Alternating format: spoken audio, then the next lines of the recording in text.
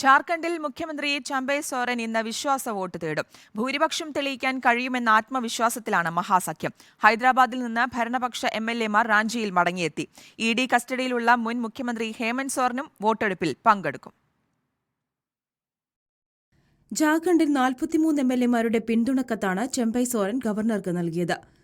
ഒരു എംഎൽഎയുള്ള CPIMലും മഹാസഖ്യത്തെ പിന്തുണയ്ക്കും. 81 അംഗം നിയമസഭയിൽ 47 എംഎൽഎമാരുടെ പിന്തുണ JMM, കോൺഗ്രസ്, RJD സഖ്യം അവകാശപ്പെടുന്നു. എന്നാൽ 4 എംഎൽഎമാർ BJPയോട് അടുത്താണ് നിൽക്കുന്നത്. ഓപ്പറേഷൻ താമരയെ പരാജയപ്പെടുത്താൻ ഹൈദരാബാദിലേക്ക് മാറ്റിയ 39 എംഎൽഎമാർ മടങ്ങിയെത്തി.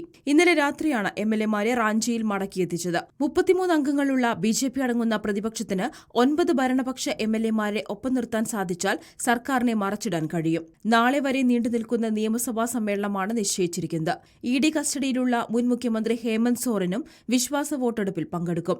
എൻഫോഴ്സ്മെന്റ് ഡയറക്ടറേറ്റിന്റെ അറസ്റ്റ് ചോദ്യം ചെയ്ത് ഹേമന്ത് സോറൻ നൽകിയ ഹർജി റാഞ്ചി ഹൈക്കോടതി ഇന്ന് പരിഗണിക്കും.